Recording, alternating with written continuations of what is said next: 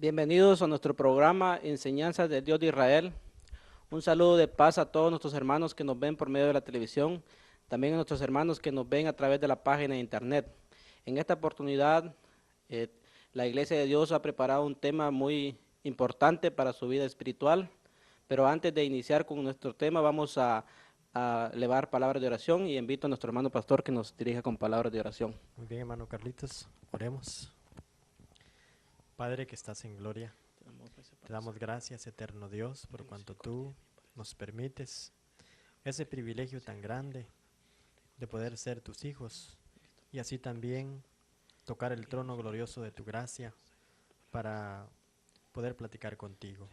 Te pedimos el perdón de nuestras faltas en estos momentos y al mismo tiempo que tú nos dirijas a través de tu poder glorioso de tu Espíritu Santo, para que lo que vamos a tratar en esta oportunidad, en este momento, sea de edificación para la vida de muchos que han de observar, que han de ver este programa tan especial. Señor, en tus manos de amor dejamos pues este proyecto, esperando recibir los favores en el nombre de Jesús.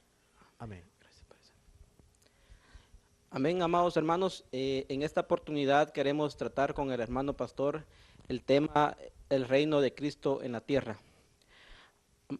Amado hermano pastor, nos damos cuenta cómo es que en las Sagradas Escrituras vemos el reino de Cristo. También el profeta Isaías vemos cómo es uno de los profetas mesiánicos que más anuncia el nacimiento de Cristo y también su reino. ¿Qué nos podía hablar usted sobre ese gran acontecimiento del nacimiento de Jesús y su reino que va a establecer sobre la tierra? Bueno, el profeta Isaías es uno de los 4 profetas mayores, y entre los 4 profetas mayores, siendo él uno de los profetas mesiánicos que más anuncia el reino del Señor Jesucristo. Recuerdo allá en el capítulo 2, verso 2 del profeta Isaías, cuando dice: y será que en lo postrero de los tiempos será confirmado el monte de la casa de Jacob como cabecera de los montes, donde dice que las naciones van a llegar ahí, ¿verdad? Subamos al monte de Jehová para que nos enseñe sus caminos y nos enseñe sus leyes. Y luego señala el profeta: porque de Sión, dice, saldrá la ley, y de Jerusalén la palabra del Señor. Entonces el profeta está haciendo 2 fases prácticamente. ¿Por qué de Sión saldrá la ley? Porque en Sión estará el legislador, estará el Mesías reinando. Y tenemos comprendido que el monte de Sión no es simbólico, ¿verdad? Según el Salmo 125:1, ¿verdad? Dice que los que confían en Jehová son como el monte de Sión que no se mueve, Amén, amado hermano. ¿verdad? Entonces, estamos viendo nosotros ahí que el monte de Sión pues está en Israel. Prácticamente si nosotros entramos a internet, vemos que el monte de Sión ahorita juega un papel muy importante. Y entre los militares israelíes lo tienen como el ojo de Israel, donde está el satélite que capta, ¿verdad? Todos los radares de Israel, allí están. Entonces, ese monte es el que se va a convertir en la sede del reino, ¿verdad? Cuando dice el profeta Zacarías, por ejemplo, en el capítulo 14, verso 9: y Jehová, dice, será rey sobre toda la tierra, y uno Será será su su nombre. nombre. Amén, amado. Luego, la otra faceta que habla el profeta, habla de la palabra de Dios, ¿verdad? Dice: de Sión saldrá la ley, y de Jerusalén la palabra de Dios. ¿Por qué? Porque va a estar compartido en 2 fases, hermano Carlitos.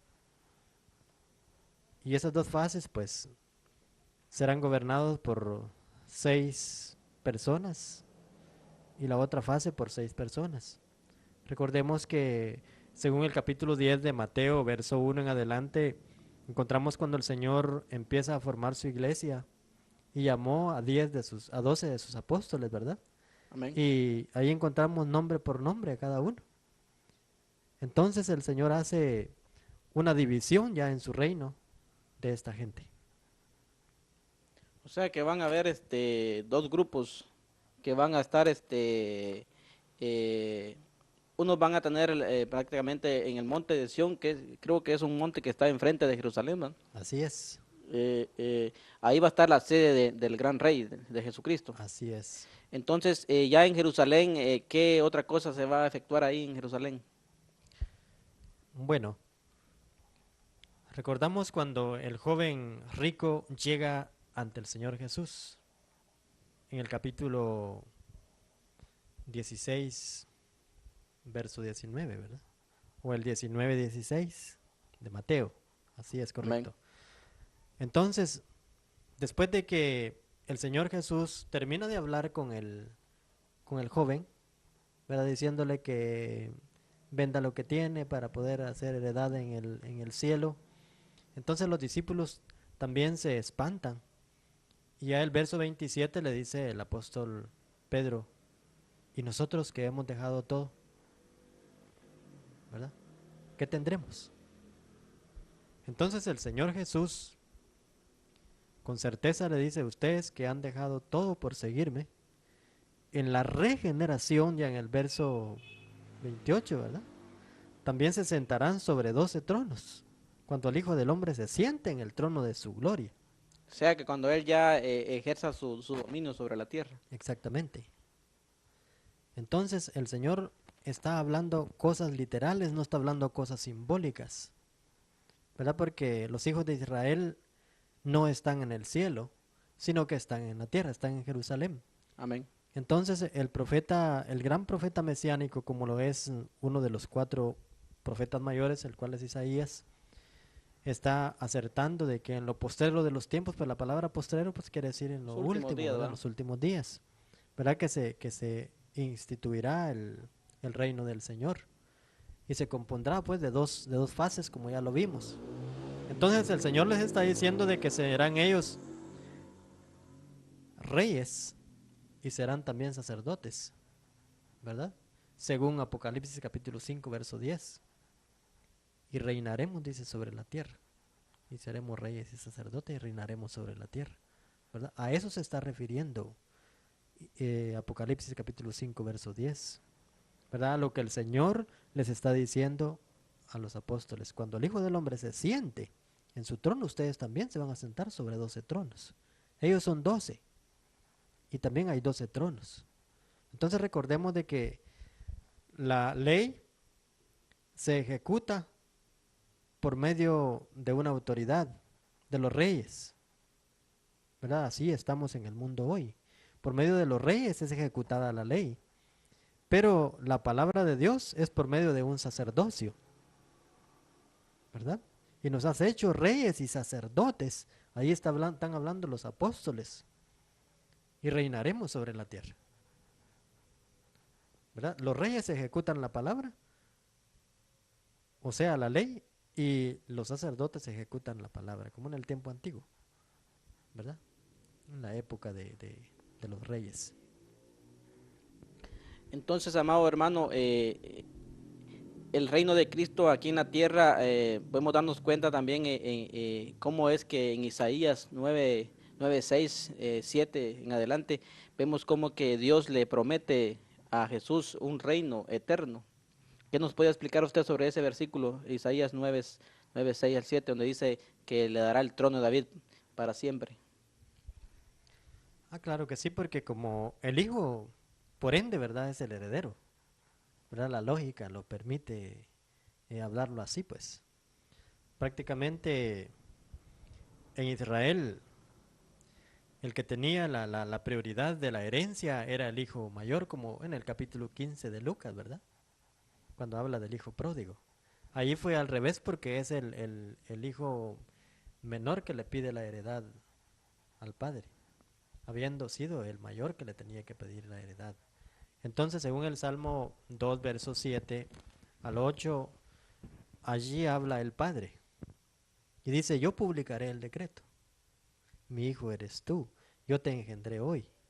Pídeme y te daré por heredad las gentes y por posesión tuya las naciones. Entonces, el Padre le dio al Señor Jesús la tierra y los hombres. O sea que por eso el otro profeta mayor llamado Ezequiel en el capítulo 18, verso 4, él no está diciendo cosas que no tengan coherencia con esto. He aquí todas las almas son mías, dice Jehová, ¿verdad? ¿Quién es ese Jehová? Pues es el Hijo de Dios del Antiguo Testamento, el Jehová del Antiguo Testamento. El alma del Padre y la del Hijo, ¿verdad? Y como Él aquí tiene su heredad, aquí en la tierra tiene su heredad, no la tiene arriba. Es por eso que viene a reinar aquí con los suyos. Es por eso que se humaniza, es por eso que hace el proyecto con el Padre para venir a salvar a esa humanidad porque era su propiedad, ¿verdad? Y cuando está hablando de un trono, claro que tiene que ser eterno, pues Él es eterno, ¿verdad? El trono es eterno y será aquí en la tierra. Por ejemplo, el capítulo 2 de Lucas, ¿verdad? Cuando encontramos ahí la salutación que le hace el ángel a María, ¿verdad? Y le dice, que vas a tener, que van a hacer de ti, será llamado grande, y es el Hijo del Altísimo, y el Señor Dios le dará el trono de David, su padre. Hermano, y cuando la Biblia habla del trono de David, su padre, ¿a qué se refiere? O sea que David no en sí era el padre de Jesús, pero si lo vemos en el aspecto genealógico, ¿verdad? La genética venía David. de David. O sea que de los lomos de David, dice, ahí venía las generaciones, ¿verdad? Venían dando a David. Entonces David en la carne se constituye como el padre de Jesucristo, ¿verdad? Porque María era de la casa de David, ¿verdad? Era familia de David. Era familia de David. Entonces vemos que David no reinó ni reinará en los cielos. David reinó en Jerusalén, ¿verdad? Allí estuvo el trono de David.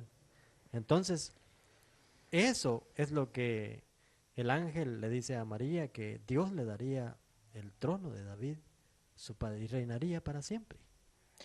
Entonces quiere decir que el trono de David que Dios le va a dar a Jesús prácticamente es donde David fue rey en la antigüedad. Exactamente, donde David se sentó, donde David legisló, donde David gobernó, ¿verdad? A eso se está refiriendo la palabra del Señor.